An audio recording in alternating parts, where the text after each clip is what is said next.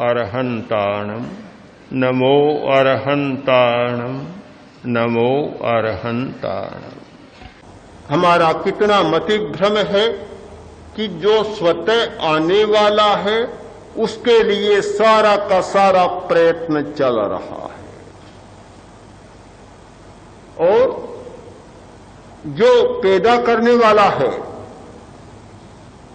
जहां से आदमी बदल सकता है, जहां से आदमी अच्छा बन सकता है और जहां से आदमी बुरा बन सकता है, जहां मन की शांति उपलब्ध हो सकती है, जहां सफलता और असफलता, शांति और अशांति, विकास और ह्रास, सत्य की उपलब्धि और अनुपलब्धि, ये सारी बातें हो सकती है।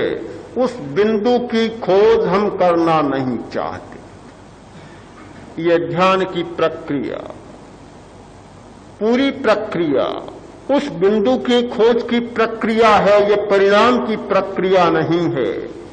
परिणाम चाहने वाले लोग, तात्कालिकता में विश्वास करने वाले व्यक्ति, केवल वर्तमान को उपलब्ध होने वाले व्यक्ति, वर्तमान की घटना पर व्यग्रता से चिंतन करने वाले व्यक्ति कभी इस प्रक्रिया को उपलब्ध नहीं होते और न ध्यान के द्वारा वे गहरे सत्य तक जा सकते।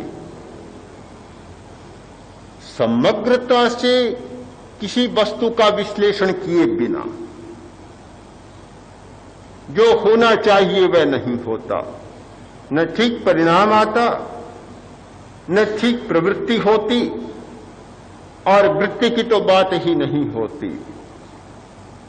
हमने चिंतन के संदर्भ में 5 सूत्र प्रस्तुत किए। समग्रता की दृष्टि, पहला सूत्र है समग्रता की दृष्टि। हमारी दृष्टि समग्रता की होनी चाहिए। समग्रता की दृष्टि होती है तो सत्य के प्रति हमारा झुकाव होता है। फलतः परिणाम यह आएगा, हमें सत्य उपलब्ध हो जाता है। यदि हमारा दृष्टिकोण, हमारी मूल में वृत्ति है आग्रह की, एकांतिक आग्रह, वह वृत्ति बैठी हुई है भीतर में, तो हमारा सारा प्रयत्न मिथ्या होगा। हम जो भी सत्य को पकड़ेंगे वह अधूरा होगा, पूरी बात नहीं होगी, निरपेक्ष बात होगी, परिणाम होगा विवाद। जितने विवाद चलते हैं, चाहे राजनीतिक प्रणालियों के क्षेत्र में, चाहे दार्शनिक प्रणालियों के क्षेत्र में, चाहे सामाजिक जीवन की पद्धतियों के क्षेत्र में, कोई भी क्षेत्र विवाद मुक्त नहीं है। वे सारे विवाद चल रहे हैं, वे सारे के सारे विवाद इस एकांगी आग्रह के कारण चल रहे हैं। हर दर्शन, हर व्यक्ति ये प्रमाणित करना चाहता है कि मेरी प्रणाली, मेरी पद्धति सबसे अच्छी है।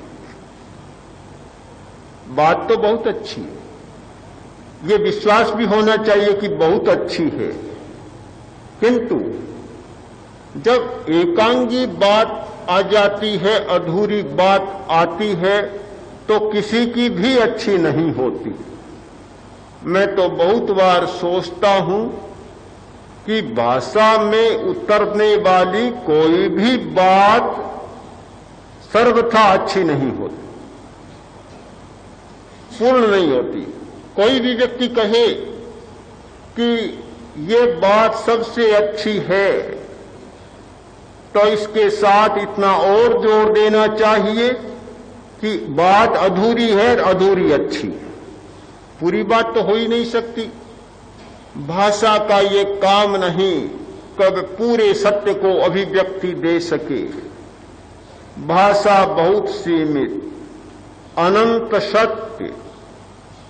भाषा एक खंड, दुनिया की सारी भाषा के शब्दकोशों में 2-3 लाख से ज्यादा शब्द नहीं। शब्द कितने हैं? लाखों में, करोड़ों में नहीं है। केवल सारी भाषा के शब्द है लाखों में। वे लाख की संख्या में रहने वाले सीमित शब्द उस असीम सत्य को, वे शांत में रहने वाले शब्द उस अनंत को अभिव्यक्ति दे सकेंगे? सारी बात समझ में नहीं आती। कभी कभी लोग आत्मा की चर्चा करते हैं, बड़े उलझ जाते हैं। परमात्मा की चर्चा करते हैं, बहुत उलझ जाते हैं। मुझे बड़ी हंसी आती है। आत्मा तक वह व्यक्ति कभी नहीं पहुंचता जो शब्द की परिभाषा से आत्मा को देखना चाहता है। परमात्मा तक वह व्यक्ति कभी नहीं पहुंच सकता जो पारिभाषिक शब्दावली में परमात्मा को व्याख्यायित करता है। शब्द जिसको छूता नहीं, शब्द जिसका स्पर्श नहीं कर सकता, भला वह शब्द उसका प्रतिनिधित्व कैसे करेगा? जिस व्यक्ति का किसी राष्ट्र से संबंध ही नहीं और वह उसका प्रतिनिधि बन जाए, कितना झूठा काम होगा। कौन प्रतिनिधि मानेगा और वह कैसे उसका प्रतिनिधित्व करेगा? प्रतिनिधित्व करने के लिए भाषा में कोई क्षमता नहीं कि वह सत्य का प्रतिनिधित्व कर सके। यह तो एक आंधे आदमी की लट्ठी है। अंधा आदमी चल नहीं सकता तो सहारे के लिए हाथ में लट्ठी ले लेता है और वह टिका टिका कर चलता है। क्या अंधे की लट्ठी को हम बहुत बड़ा मूल्य दें? उसका जितना मूल्य है वह तो ठीक है कि भाषा के बिना हमारे जीवन का संपर्क नहीं होता, सामाजिक संपर्क नहीं होता, हमारे संबंध स्थापित नहीं होते, हमारा काम नहीं चलता। इसलिए भाषा को भी एक स्थान देना पड़ता है। पर भाषा की आखिर क्षमता कितनी है? कितनी क्षमता? एक बात कहता है आदमी, भाषा की ऐसी स्थिति होती है कि बहुत बार सुलझते सुलझते आदमी उलझ जाता है और उलझाने में हमारे शब्द बहुत बड़े सहयोगी बनते हैं। पता ही नहीं चलता, आदमी उलझ जाता है।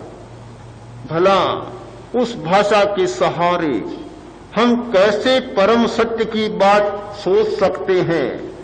मुझे तो कभी कभी बड़ा अटपटा लगता है कि अनंत सत्य, परम सत्य जैसे शब्द गढ़े गए। क्या यह भी हमारी कोई मानसिक भ्रांति नहीं है? आत्मा के बारे में जो कहा जा रहा है, कौन कह रहा है? कौन बतलाता है? आत्मा तो बोलती नहीं, आत्मा तो अपने आप को प्रकट करती नहीं। वह तो बहुत गहरे में और गहरे में है, सूक्ष्म सूक्ष्मतर और सूक्ष्मतम है। फिर कौन अभिव्यक्ति दे रहा है? एक बड़ा प्रश्न है। हम भाषा पर बहुत भरोसा न करें, मन पर भी बहुत भरोसा न करें। कुछ लोग आते हैं, कहते हैं कि आत्मा के बारे में बातचीत करना चाहता हूं। क्यों? किस लिए? आत्मा को जानना चाहता हूं। कुछ आते हैं कि आत्मा का दर्शन चाहता हूं। मैं बहुत सीधा उत्तर देता हूं, आत्मा को जानना चाहते हो या आत्मा के बारे में वाद विवाद करना चाहते हो? कोई नहीं कहता वाद विवाद करना चाहता हूं, कि जानना चाहता हूं। जानना चाहते हो तो बात छोड़ो, ध्यान करो, मन को शांत करो, मौन करो, अंतर मौन करो और शरीर को स्थिर करना सीखो, शिथिल करना सीखो। पहले दरवाजे के पास जाओ, ये तो दरवाजा है शरीर।